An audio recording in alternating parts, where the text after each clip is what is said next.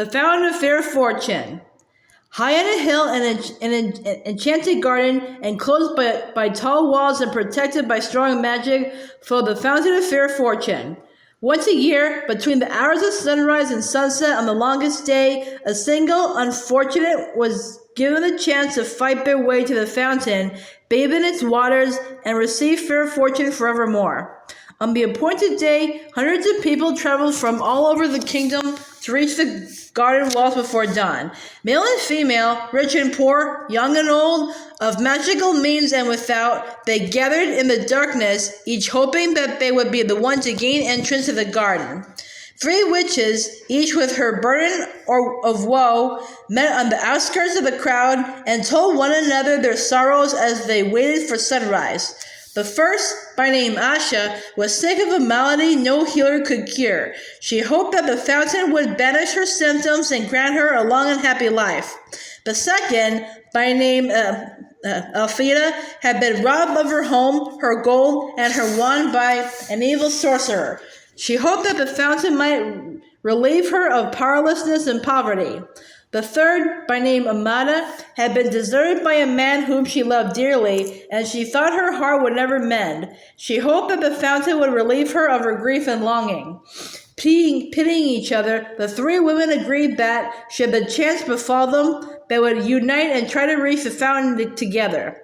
The sky was rent with the first ray of sun, and a chink in the wall opened. The crowd surged forward, each of them shrieking their claim for the fountain's benison. Creepers from the garden beyond snake through the pressing mass and twisted themselves around the first witch, Asha. She grasped the wrist of the second witch, Alfida, who seized tight upon the robes of the third witch, Amada. And Amada became caught upon the armor of a dismal-looking knight who was seated on a bone-thin horse. The creepers tugged the 3 witches through the chink in the wall, and the knight was dragged off his steed after them. The furious screams of the disappointed throng rose upon the morning air, then fell silent as the garden walls sealed once more. Asha and Elfrida were angry with Amada, who had accidentally brought along the knight. Only one can bathe in the fountain. It will be hard enough to decide which of us it will be without adding another.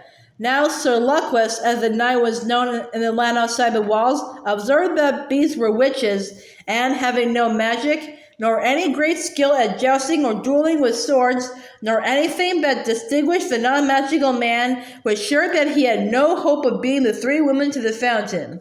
He therefore declared his intention of withdrawing outside the walls again. At this, Amada became angry too. "Faint heart," she chided him. "Draw your sword, knight, and help us reach your goal."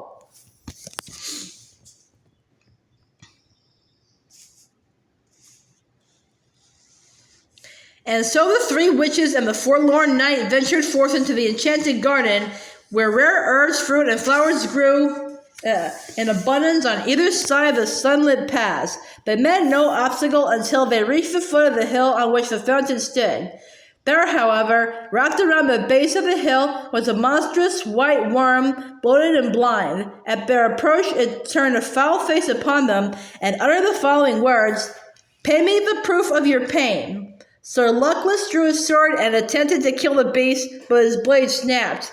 Then Alfida cast rocks at the worm, while Asha and Amada essayed every spell that might subdue or entrance it. But the power of their wands was no more effective than their friend's stones or the knight's steel. The worm would not let them pass. The sun rose higher and higher in the sky, and Asha, despairing, began to weep. Then the gray worm placed its face upon hers and drank the tears from her cheeks. Its thirst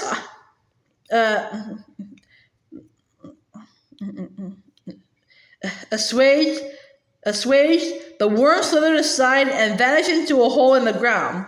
Rejoicing the worm's disappearance, the 3 witches and the knight began to climb the hill, sure that they would reach the fountain before noon.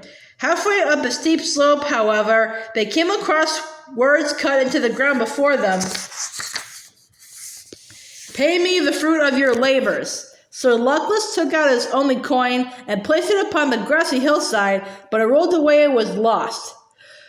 The three witches and the knight continued to climb, but though they walked for hours more, they advanced not a step. The summit came no nearer, and still the inscription lay in the earth before them. All were discouraged as the sun rose over their heads and began to sink toward the far horizon, but Althea walked faster and harder than any of them, and exhorted the others to follow her example, though she moved no farther up the enchanted hill. "Courage, friends, and do not yield," she cried, wiping the sweat from her brow.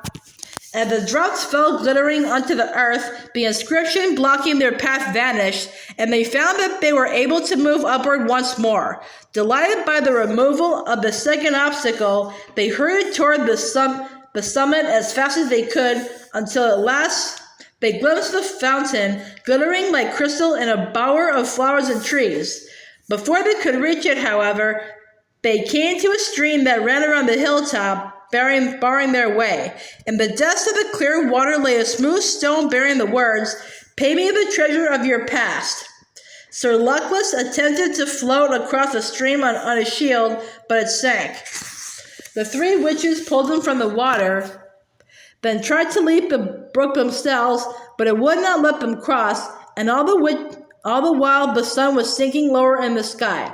So they fell to pondering the meaning of the stone's message, and Amata was the first to understand. Taking her wand, she drew from her mind all the memories of happy times she had spent with her vanished lover, and dropped them into the rushing waters. The stream swept them away, and stepping stones appeared, and the three witches and the knight were able to pass at last onto the summit of the hill. The fountain shimmered before them, set amidst herbs and flowers rarer and more beautiful than any they had yet seen. The sky burned ruby, and it was time to decide which of them would bathe. Before they could make the decision, however, frail Asha fell to the ground. Exhausted by their struggle to the summit, she was close to death. Her three friends would have carried her to the fountain, but Asha was in mortal agony and begged them not to touch her. Then Althea hastened to pick all those herbs she thought most hopeful, and mix them into Sir Luckless's gourd of water, and pour the potion into Asha's mouth. At once, Asha was able to stand. What was more, all symptoms of her dread malady had vanished. "I am cured," she cried. "I have no need of the fountain. Let Althea bathe." But Althea was busy collecting more herbs in her apron. If I can cure this disease, I shall earn gold aplenty. Let Amata bathe." Sir Luckless bowed and gestured Amata toward the fountain, but she shook her head. The stream had washed away all regret for her lover, and she saw now that he had been cruel and faithless, and that it was happiness enough to be rid of him. "Good sir, you must bathe as a reward for all your chivalry," she told Sir Luckless. So the knight clanged forth in the last rays of the setting sun, and bathed in the fountain of fair fortune, astonished that he was the chosen one of hundreds, and giddy with his incredible luck. As the sun fell below the horizon, Sir Luckless emerged from the waters with the glory of his triumph upon him, and flung himself in his rusted armor at the feet of Amata, who was the kindest and most beautiful woman he had ever beheld. Flushed with success, he begged for her hand and her heart, and Amata, no less delighted, realized that she had found a man worthy of them.